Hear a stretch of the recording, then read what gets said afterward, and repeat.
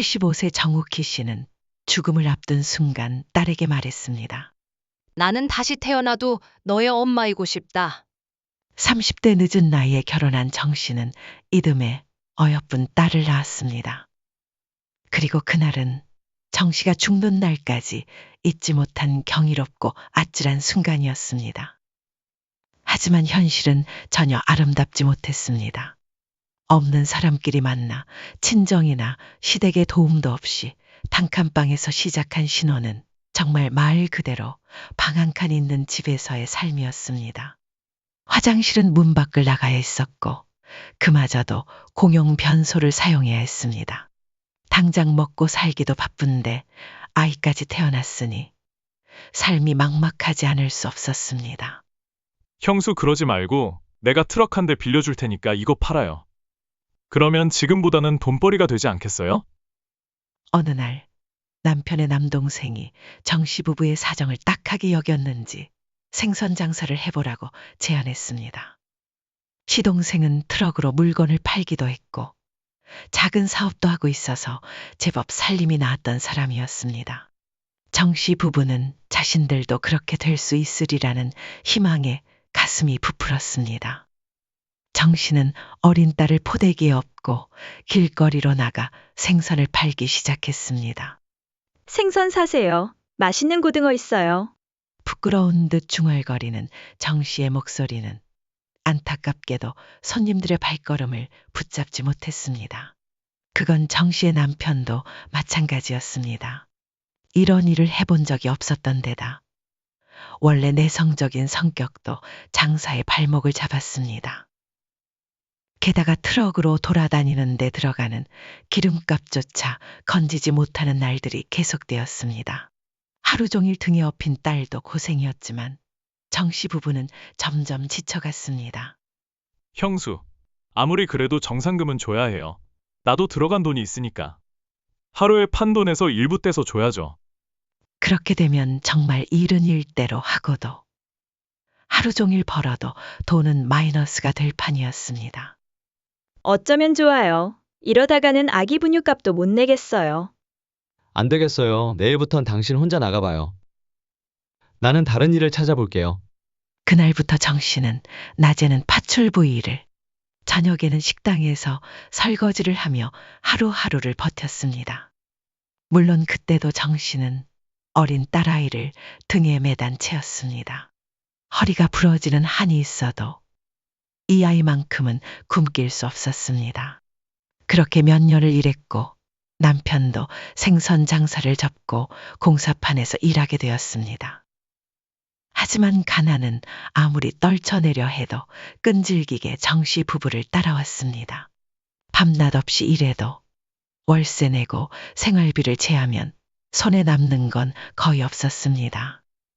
아이만 자라갈 뿐 정씨 부부에겐 꿈꿀 수 있는 미래란 없었습니다. 여보, 친구가 충청도에서 공장을 하는데 우리 사정을 말했더니 도와준다네. 어떻게 도와줘요? 기계 하나만 사서 자기 공장으로 들어오래. 월세만 주면 되고. 그래도 나도 내 기계가 있는 사장님이 되는 거지. 당신이 그런 일을 해봤어야죠.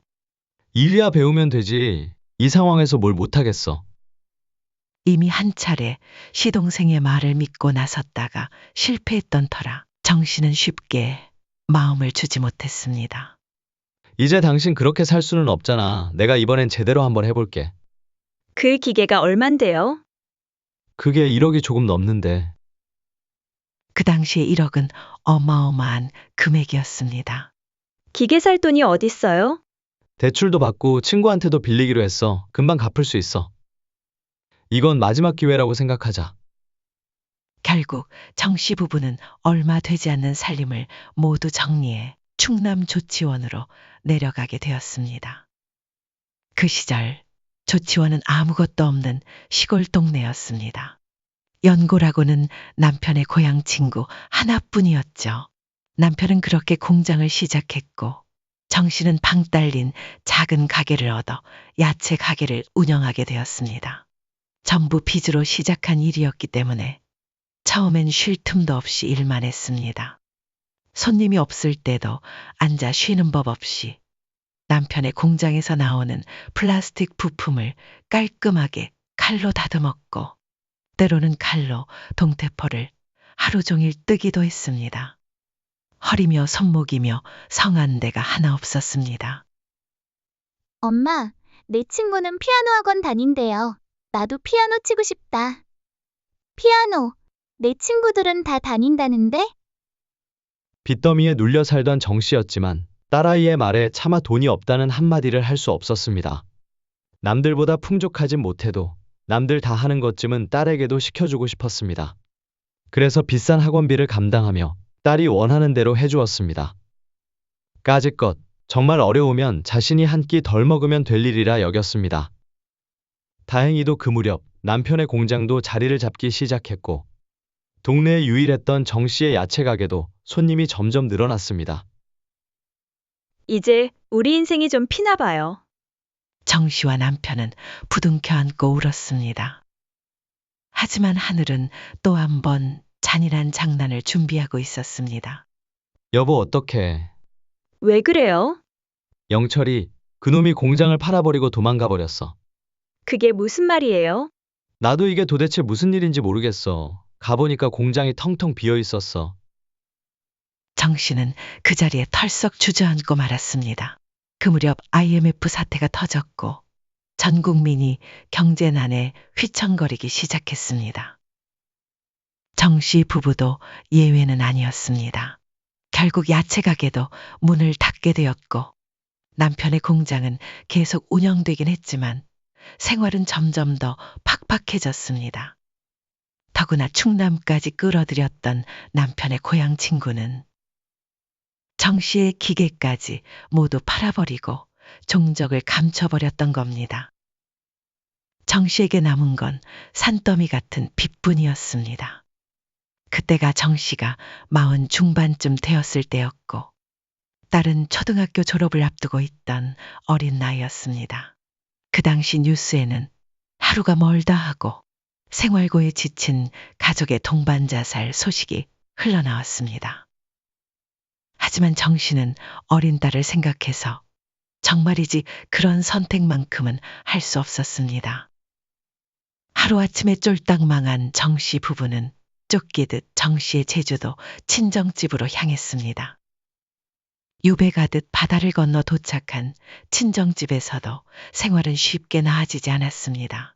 그럼에도 불구하고 정 씨는 그곳에서도 딸을 위해 피아노를 사주고 학원에 보냈습니다. 피아니스트가 되고 싶다는 딸의 꿈 때문이었습니다.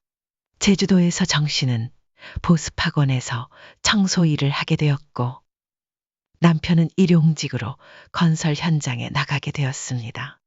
그렇게 힘든 와중에도 정 씨는 자모회에 들어가 학부모들과 얼굴을 트기 시작했습니다.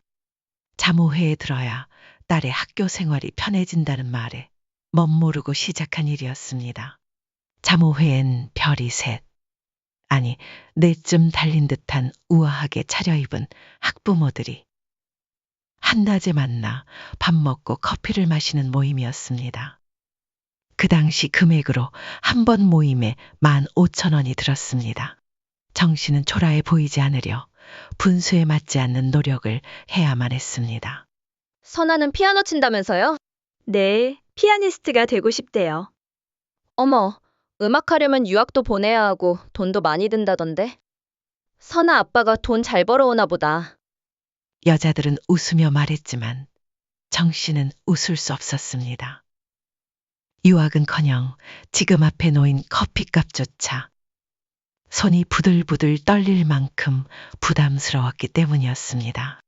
자모회에 나가면 메뉴판에서 음식 이름보다 먼저 가격표부터 훑어보았습니다. 아무리 딸을 위해서라지만 새가 황새 따라가다 가랑이 찢어진다는 말이 떠올랐습니다. 딸에게 정말 도움이 될지도 의문이었고, 무엇보다 현실은 잔인할 만큼 냉혹했습니다. 결국 정 씨는 자모회에 더 이상 나가지 않게 되었습니다. 그리고 딸은 고등학교 2학년이 되던 해 피아노를 그만두게 되었습니다. 엄마, 나 여기서 세워줘. 너무 멀어. 다리 아프니까. 조금만 더 가서 세울까? 아니야. 지금 세워달라니까. 창피하다고. 끼익. 정씨는 스쿠터를 세웠습니다. 다른 친구들에게 자신이 스쿠터로 통학한다는 사실조차 숨기고 싶어 했습니다. 그래서 딸은 늘 학교에서 먼 곳에서 내려 걸어가곤 했습니다. 정씨는 그게 늘 걱정스러워 조금 더 데려다 주려 했지만 결국 딸에게 한 소리 듣는 것이 일상이 되어버렸습니다. 학원 끝나고 집에 같이 갈까? 이따가 너 끝날 때까지 엄마가 기다릴게. 아니, 학원차 타고 갈 테니까 먼저 가. 딸은 그렇게 뒷자리에서 내려 차갑게 떠나버리곤 했습니다. 이제 딸도 가난이 무엇인지 알게 되었고, 그리고 가난이 부끄럽다는 것도 알게 될 나이가 된 것이었습니다. 어차피 가는 길인데 그냥 같이 가면 안 되나? 정씨의 마음은 말할 수 없이 서글펐습니다. 하지만 딸이 그렇게 행동하는 데는 이유가 있었습니다. 딸이 다니고 있는 학원은 정씨가 청소를 하는 학원이었습니다. 동네 학생들이라면 대부분 다니는 가장 큰 보습학원이었죠. 정씨는 그 학원에서 청소를 하며 직원 할인을 받아 딸을 방값에 다니게 할 수 있었던 것입니다. 보통은 아침 일찍 가서 청소를 마쳤지만 때로는 딸이 오는 시간대까지 일을 하기도 했습니다. 그러다 보면 학원에서 딸과 마주치는 일이 생기기도 했습니다. 2층으로 올라가는 계단 밑엔 작은 창고가 하나 있었는데 그곳이 정씨의 유일한 휴게실 같은 공간이었습니다. 청소 도구를 넣어놓는 협소한 공간이라 제대로 앉을 데도 없었고 바로 옆이 화장실이라 사람들의 드나듦도 잦았습니다. 그날도 아침부터 굶은 정씨는 그 좁은 틈에서 숨을 돌리며 컵라면을 먹고 있었습니다. 아직 학생들이 많이 오지 않은 시간이어서 얼른 먹으려 면을 불고 있었는데 그 순간 2층으로 올라가는 딸을 발견했습니다. 서하야, 정씨는 반갑게 딸을 불렀습니다. 벌써 왔어? 응. 딸은 계단을 오르던 발걸음을 멈추고 짧게 대답했습니다. 배고프지 않아? 엄마 컵라면 먹으려는데 너도 와서 한 입 먹어. 아니야, 배 안 고파. 그러지 말고 와서 먹어. 늦게까지 공부하려면 배고플 텐데. 됐어. 늦었어. 올라갈게. 딸은 멀찍이 떨어져 대답하며 후다닥 계단을 올라가 버렸습니다. 엄마가 반갑지도 않은 듯 딸의 표정은 마치 못 볼 사람을 마주친 듯 굳어 있었습니다. 그리고 그 뒤를 따라 올라오던 딸의 친구가 정씨를 힐끔 곁눈질로 쳐다보고 지나갔습니다. 친구를 보자 정씨는 아차 싶었습니다. 자신이 다니는 학원을 청소하는 사람이 엄마라는 게 딸에게 좋을 리 없었겠죠. 괜히 아는 척을 했나 싶었습니다. 내가 생각이 짧았네. 그렇게 중얼이고는 다시 컵라면을 후마이너스 불었습니다. 하지만 그 순간 자신의 모습이 너무나도 초라하게 느껴졌습니다. 대걸레와 빗자루 사이에 쪼그려 앉아 한 입 더 넣은 라면이 목에 걸려 내려가지 않았습니다. 급히 물을 들이켰지만 겨우 한 입밖에 못 먹은 라면을 더는 삼킬 수 없었습니다. 그렇게 라면은 그대로 버려야 했습니다. 아이들이 몰려오기 전에 얼른 마무리를 하고 퇴근해야 했습니다. 그날 저녁 딸이 조심스럽게 말을 꺼냈습니다. 엄마, 아침에 창피하다고 해서 미안. 아니야, 엄마가 생각을 못했어. 근데 엄마, 학원 청소 일은 안 하면 안 돼? 아니면 나 다른 학원 보내주면 안 돼? 정씨가 다니는 청소일은 하루 종일 하는 것도 아니었고 오후에는 또 다른 일도 할 수 있었기 때문에 오랫동안 계속해왔던 일이었습니다. 무엇보다 딸의 학원비가 반값이라 여러모로 손해보는 자리가 아니었죠. 하지만 딸이 왜 그런 말을 하는지는 너무도 잘 알 수 있었습니다. 창피했니? 내 친구들 다 거기 다녀. 애들이 물어봐. 누구냐고. 사춘기 올 나이에 당연히 그럴 수 있다고 정 씨는 생각했습니다. 사실 정 씨 본인도 그 일이 자랑스럽지는 않았습니다. 아는 사람이라도 본다면 자신도 창피했을 것 같았습니다. 그래서 딸을 탓하지 않고 이해하려 애썼습니다. 그리고 남편과도 오래전부터 식당을 차릴 계획을 세우고 있었기에 정 씨는 딸에게 조용히 그러나 단호하게 대답했습니다. 알았어. 조만간 그만둘 거야. 당분간은 너랑 마주치지 않게 조심할게. 딸의 표정은 여전히 밝지 않았습니다. 딸이라고 엄마에게 그런 말을 하고 싶었겠습니까? 못된 딸이 아니라 아직은 어린 딸일 뿐이었습니다. 그 후 몇 년간 뼈 빠지게 모은 돈으로 정 씨는 남편과 함께 작은 식당을 차렸습니다. 정말 이번이 마지막이라는 각오로 이를 악물었습니다. 처음에는 파리만 날리는 날들이 이어졌지만 1년, 2년 꾸준히 문을 열고 장사를 하자 입소문이 나기 시작했고 손님도 조금씩 늘었습니다. 큰 돈을 벌지는 못했지만 세 식구가 오순도순 밥 먹고 살 만큼은 벌게 되었습니다. 그 무렵 대학을 졸업한 딸이 정 씨에게 말을 꺼냈습니다. 엄마, 나 유학 좀 보내줘. 유학 가려면 돈이 많이 들지 않니?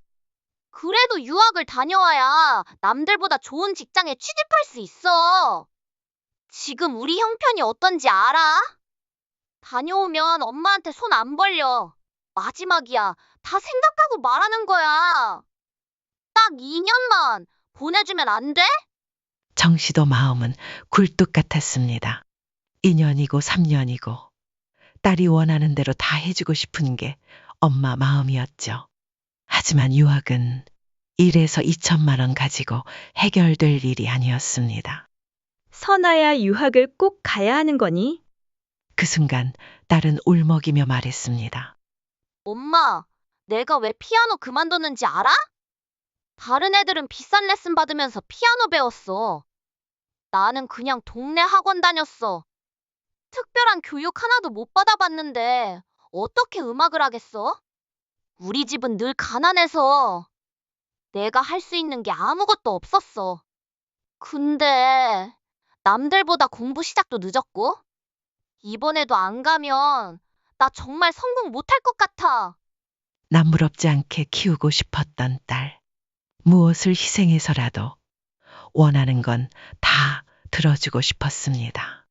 피아노를 치고 싶다기에 피아노를 시켜줬고 피아노를 그만두고 공부하겠다기에 공부를 시켜줬습니다. 정 씨는 비록 밥을 굶는 한이 있어도 딸이 하고 싶은 건 무엇이든 해주고 싶었습니다. 늘 처지가 좋지 않았지만 딸만큼은 자신처럼 살게 하지 않기 위해 정 씨는 뼈가 바스라지도록 일을 했습니다. 딸에게만큼은 더 나은 삶을 주고 싶었습니다. 하지만 그런 엄마의 삶도 딸에게는 한없이 부족했던 것 같았습니다. 미안하다. 그래서 피아노를 그만둔 거니? 말을 하지 그랬어. 어떻게 말해? 엄마, 아빠 늘 힘들게 일하는 거 나도 알고 있어. 그래서 욕심 못 부렸어. 근데 이번에는 유학 보내줬으면 좋겠어. 그래야 우리의 가난도 끝이 날 것 같아. 딸의 이야기를 조용히 듣고 있던 정 씨는 말없이 고개를 끄덕이며 대답했습니다. 알았어. 엄마가 어떻게든 보내줄게. 가서 너 하고 싶은 공부해. 그 말을 들은 딸의 눈엔 기쁨과 슬픔이 뒤섞인 눈물이 고였고 결국 눈물을 뚝 마이너스 떨구었습니다. 정 씨는 그런 딸을 꼭 껴안고 조용히 토닥였습니다. 그까진 유학이 뭐라고 울어. 걱정 마. 그 말은 딸을 향한 위로이자 스스로에게 하는 다짐이기도 했습니다. 그렇게 딸은 캐나다로 유학을 떠났고 5년 동안 단 한 번도 돌아오지 않았습니다. 그 시간 동안의 뒷바라지는 오로지 정 씨 부부의 몫이었습니다. 처음엔 힘든 줄도 몰랐습니다. 하지만 나이가 들어가면서 평생 혹사당한 몸은 점점 삐걱거리기 시작했습니다. 그래도 비가 오나 눈이 오나 식당 문을 열었고 아무리 아파도 정씨는 몸을 일으켜 가게로 향했습니다. 그래야 빠듯하게 딸의 유학 자금을 댈 수 있었으니까요. 그리고 그들에게는 아직 갚지 못한 빚도 여전히 남아 있었습니다. 정씨는 오로지 딸에게 다른 삶을 주고 싶다는 그 한 가지 생각만을 품고 살아왔습니다. 그렇게 시간이 흘렀고 드디어 딸이 돌아왔습니다. 그리고 바람처럼 좋은 곳에 취직을 하게 되었습니다. 이제 내가 벌어서 집안의 보탬이 될게. 그렇게 말하는 딸을 보니 정씨는 지난날의 모든 고생이 보상받는 기분이었습니다. 이렇게 잘 자라준 딸 하나만 있어도 세상의 모든 것을 얻은 듯한 마음이 들었습니다. 그러던 어느 날이었어요. 엄마, 나 결혼하려고 해. 뜬금없이 말하는 딸을 보며 정씨는 눈을 휘둥그레 떴습니다. 결혼하고 싶은 사람이 생겼어. 만나는 사람이 있다는 건 알고 있었지만 이렇게 갑작스럽게 결혼 선언을 할 줄은 몰랐습니다. 딸이 오래 유학을 다녀온 탓에 떨어져 지낸 세월이 길었는데 이제는 완전히 곁을 떠난다는 말처럼 들려 정씨는 마음 한구석이 서운했습니다. 조금만 더 함께 할 줄 알았던 시간이 너무 빨리 흘러가 버린 듯 했습니다. 하지만 무슨 이유로 반대를 하겠습니까? 얼마 지나지 않아 딸은 시집을 갔고 시간이 흘러 저처럼 예쁜 딸을 낳았습니다. 손녀를 안아보니 세월이 참 야속하리 많지 빨리 흐른다는 걸 실감할 수 있었습니다. 이제 정씨도 70세가 넘었고 딸 역시 결코 적지 않은 나이가 되었죠. 품에 안겨 응애응애 울던 그 갓난아기가 어느새 엄마가 되어 또 아이를 품에 안고 있었습니다. 하루도 쉬지 않고 살아왔으니 이제는 조금쯤은 쉬어도 되지 않나 마이너스 그런 생각도 들었습니다. 그러던 어느 날 정씨는 몸이 좋지 않아 병원을 찾았다가 청천벽력 같은 말을 듣게 되었습니다. 정씨는 위암 3기 진단을 받았습니다. 하늘이 원망스러웠습니다. 그러나 지금껏 큰 병 없이 살아온 것이 오히려 행운이라면 행운이었는지도 몰랐습니다. 70대 중반이 되도록 정씨처럼 몸을 혹사하며 살아온 사람이 지금까지 멀쩡했던 게 오히려 이상한 일이었는지도요. 정씨는 비록 말기까지는 아니지만 고령인데다 건강 상태도 좋지 않아 더는 식당 일을 계속하는 것은 무리라는 말을 들었습니다. 남편도 울었고 정씨도 함께 울었습니다. 정씨는 자신이 활짝 펴보지도 못한 인생을 이대로 접어야 할 것 같다는 걸 느끼고 있었습니다. 그래도 아직은 시간이 더 남아있을 줄 알았습니다. 100세 시대라는 말에 혹해 정씨는 앞으로도 적어도 25년은 더 살 줄 알았습니다. 괜찮아, 여보. 요즘 의술이 얼마나 좋은데. 몸 관리 잘하면 돼. 남편은 담담하게 말했지만 상황은 그리 희망적으로 보이지 않았습니다. 그 말은 위로가 되기보단 마음을 더 허전하게 만들었습니다. 눈 한 번 깜빡한 것 같은데 벌써 정씨는 노인이 되어 있었고 그 몸은 병에 잠식되어 있었습니다.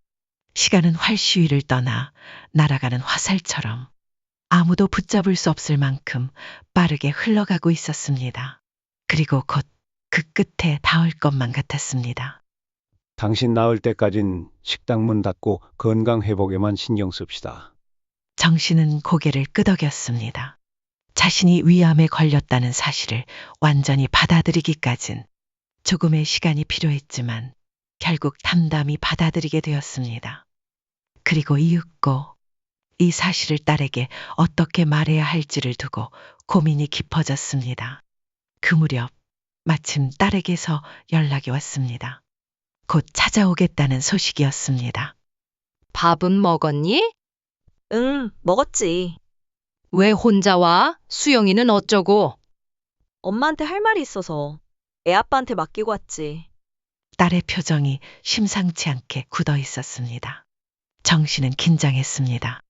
혹시 남편이 자신이 아프다는 사실을 미리 말했나 싶어 입을 떼려는 순간 딸이 먼저 입을 열었습니다. 엄마, 우리 수영이가 많이 아프대. 그 말에 정 씨는 하려던 말을 멈출 수밖에 없었습니다. 딸은 흐느끼며 말했습니다. 얼마 전에 병원에서 최종 진단받았어. 어디가 얼마나 아프길래 그래? 딸의 울음을 다독일 수 없었습니다.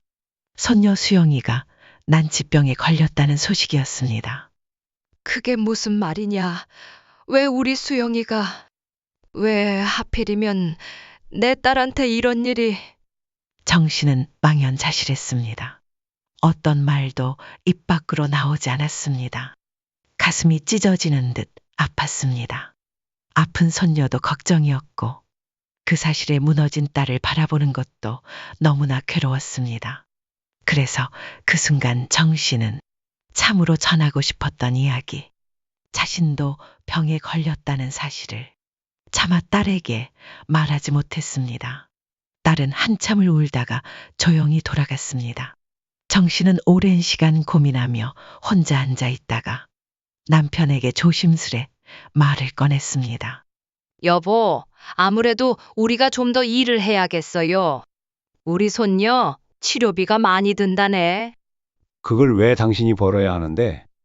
요즘 선아네 사정이 좋지 않대잖아. 근데 애까지 아프니까 어찌 해야 할 줄을 모르더라고요. 당신도 환자야. 선아한텐 당신 아프다고 말은 했어? 내가 어떻게 말해요? 딸이 애 아프다고 울고 있는데 엄마까지 아프다 하면 그의 심정이 어떻겠냐고요? 남편은 연신 한숨을 쉬었지만 결국 정 씨를 말리지는 못했습니다.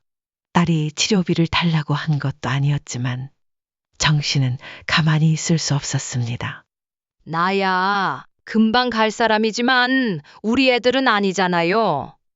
그렇게 말하며 선아에게 돈을 붙였더니 딸은 울며 사양했습니다. 왜 이래, 엄마? 나 진짜 화나. 하지만 결국은 상황이 상황인지라 울며 그 돈을 받을 수밖에 없었습니다. 정 씨는 오히려 그제야 마음이 조금 놓였습니다. 그렇다고 정 씨가 치료를 완전히 포기한 건 아니었습니다. 하지만 쉬지 못하는 몸은 빠르게 쇠약해졌고 남편이 발을 동동 굴러도 정 씨의 고집은 꺾을 수 없었습니다. 그러던 어느 날이었습니다. 솥단지를 옮기던 정 씨가 갑자기 정신을 잃고 고꾸라졌고 그 후로 한참을 눈뜨지 못했습니다. 구급차에 실려가면서도 정 씨는 여전히 장사 걱정을 했습니다. 내가 없으면 장사를 못할 텐데. 그리고 다음 날 정 씨는 병원에서 눈을 떴습니다. 눈을 뜨자마자 가장 먼저 보인 것은 딸 선아였습니다. 정 씨가 눈을 깜빡이자 정 씨를 가만히 바라보던 딸이 말을 꺼냈습니다. 엄마, 그때 기억나?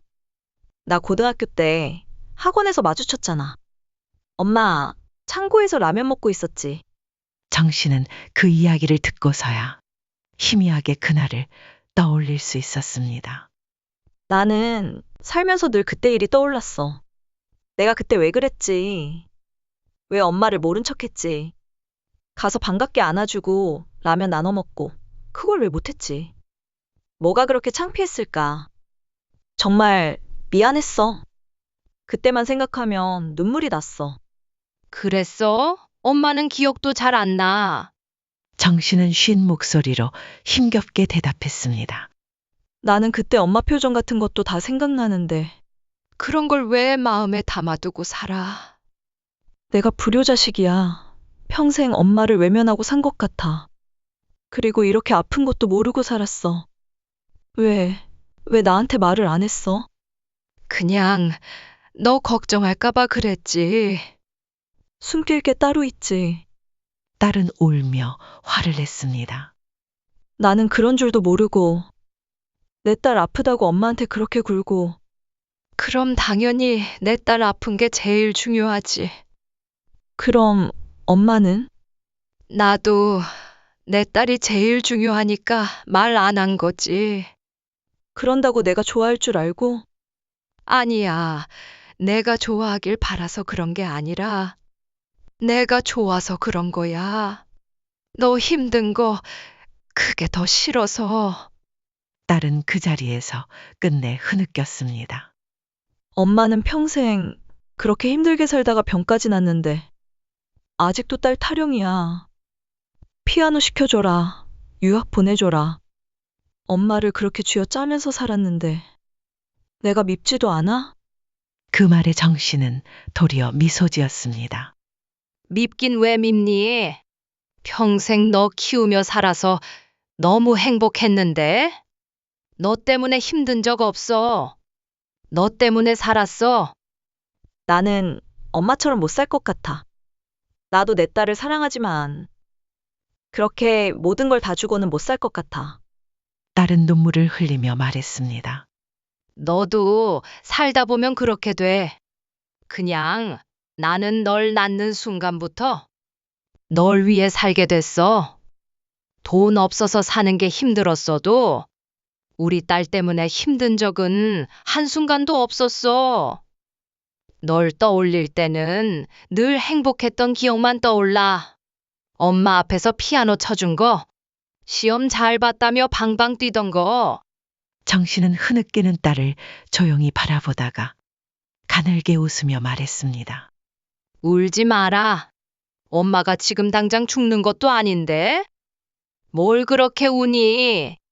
딸은 눈물을 닦으며 속삭이듯 말했습니다.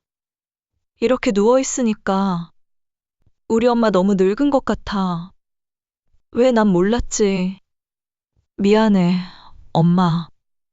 왜 나 같은 딸을 낳았어? 내가 엄마 인생을 다 뺏어간 것 같아.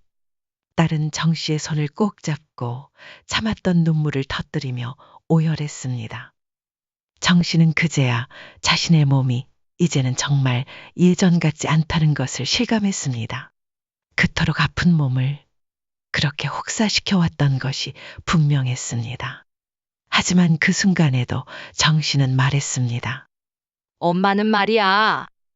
나는 다시 태어나도 너의 엄마이고 싶다. 지난 40년 너로 인해서 내 삶이 빛났어. 내가 엄마 딸이어서 너무 좋았어. 나도 다시 태어나도 엄마 딸 할게. 그땐 더 잘할게. 내가 사랑해, 엄마. 나도 사랑해, 내 딸. 그대들은 정 씨의 삶을 듣고 어떤 생각이 들었습니까? 같은 선택을 했겠습니까? 아니면 미련하다며 혀를 찾겠습니까?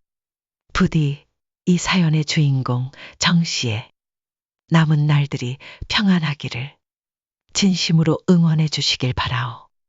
황씨 할머니의 사연은 여기까지입니다. 딸에게 모든 걸 아낌없이 내어주며 살아온 정 씨의 인생. 여러분은 어떻게 들으셨나요? 누군가는 미련하다 말할 수도 있지만 어쩌면 그것이 부모의 사랑이 아닐까요? 정 씨처럼 힘들어도 자식만 바라보며 살아온 수많은 부모님들께 오늘만큼은 따뜻한 말 한마디 건네보는 건 어떨까요? 여러분은 정 씨의 선택에 공감하시나요? 혹은 이럴 땐 이렇게 했어야지 싶은 조언이 있으신가요? 댓글로 여러분의 생각을 들려주세요. 마음이 찡하셨다면 구독과 좋아요로 응원 부탁드립니다. 다음엔 더 깊고 더 따뜻한 이야기로 찾아뵙겠습니다. 감사합니다.